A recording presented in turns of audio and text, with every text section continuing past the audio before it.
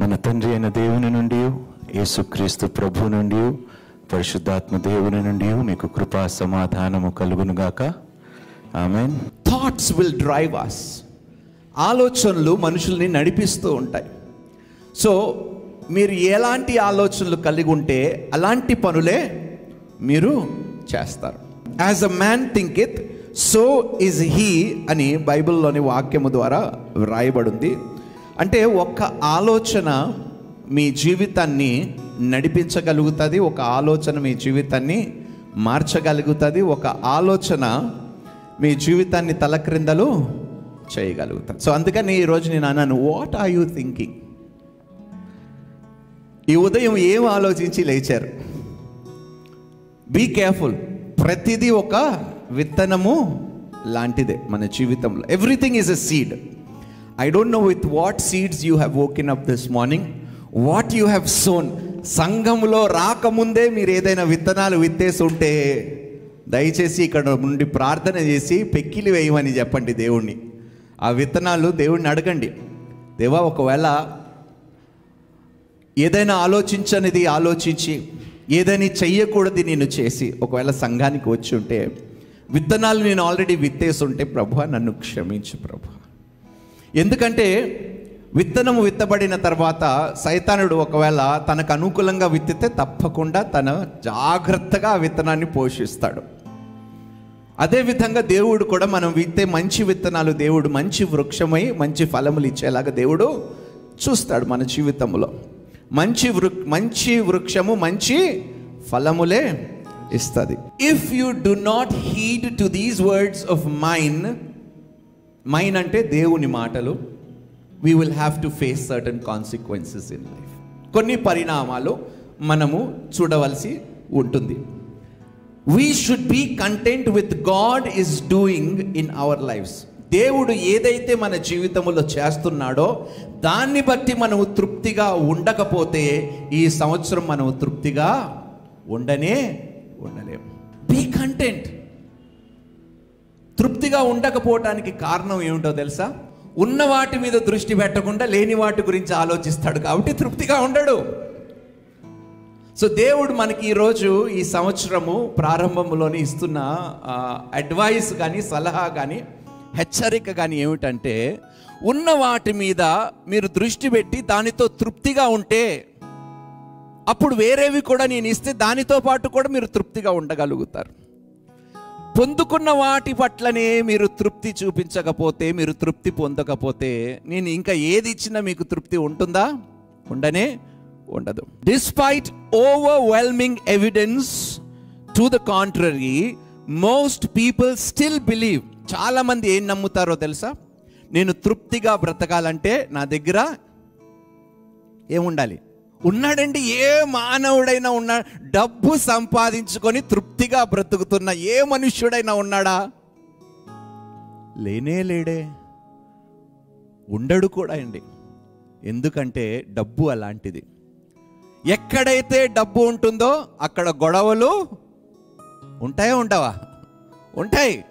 అందుకనే ధన అపేక్ష సమస్త కీడుకి మూలము అని బైబిల్ సెలవిస్తుంది.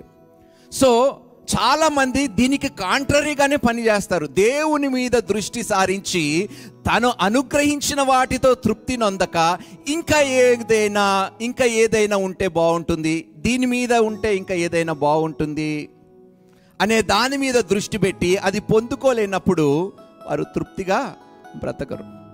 ఇప్పుడు సహజంగా ₹1,00,00,000 సంపాదించిన వాడు 10 కోట్లు దాన్ని ఏ విధంగా మల్టిప్లై చేసుకోవాలని ఆలోచిస్తాడు. కానీ మనుషుల్ని గొప్పవాళ్ళుగా చేసేది ఎవరు చేస్తారు? గొప్పవాళ్ళు. అనవసరమైన ప్రయత్నాలు చేయకండి. అనవసరమైన ప్రయత్నాలు చేసి మిమ్మల్ని మీరు చిక్కులో పడేసుకోకండి దయచేసి. Let God work in your life. ఈ సంవత్సరం మీరు దేవునితో ఒక ఒప్పందం చేసుకోండి. ప్రభువా, గత సంవత్సరం నేను పనిచేసి, నేను ఆలోచించి, నేను కొన్ని నిర్ణయాలు తీసుకొని నాయనా పొందవలసింది నేను పొందుకున్నాను. ఈ సంవత్సరము నా మనసుని నీకు అప్పగిస్తున్నాను, నా శరీరముని నీకు అప్పగిస్తున్నాను. నీ ఆలోచనలతో నన్ను నింపి నీ చిత్తము నా జీవితంలో ఈ సంవత్సరం అంతయు నెరవేర్చుకోమని దేవునికి మాట ఇవ్వండి. ఇస్తారా? Let God lead you. ఎందుకంటే దేవుడు ఎక్కడికి మనల్ని నడిపిస్తాడంట? ఎలాంటి స్థలాలకి నడిపిస్తాడంట? పచ్చిక గల చోట్లలో ఆయన మనల్ని పరుండ చేస్తాడంటున్నాడు. శాంతికరమైన జలముల దగ్గరికి దేవుడు మనల్ని నడిపిస్తాడు. శాంతికరమైన జలముల దగ్గరికి వెళ్ళినప్పుడు మనుషులు ఊరుకొని ఉన్నాడు కదా, పక్కన ఉన్న రాళ్ళు వేసి మళ్ళీ నీళ్ళలో విసురుతుంటారు. అలాంటి పిచ్చి పనులు మానేద్దాం మనం. ఈ సంవత్సరం దేవునితో ఒక ఒప్పందం చేసుకుందాం తండ్రి. మంచి ఆలోచన, ఎందుకంటే ఒక్క ఆలోచన నా జీవితాన్ని మార్చివేయగలిగితే నేను ఎంత జాగ్రత్త వహించాలి ఈ సంవత్సరము ఈ మొట్టమొదటి దినము నాడు నేను మంచి ఆలోచనలు కలిగి ఉండకపోతే అవి ఖచ్చితంగా సంవత్సరం అంతయు నన్ను వెంబడిస్తాయి, ఆ ఫలములు నా చేత తినిపిస్తాయి. కాబట్టి తండ్రి, నీ ఆలోచనలతో నన్ను నింపి ఈ సంవత్సరము నడిపించు.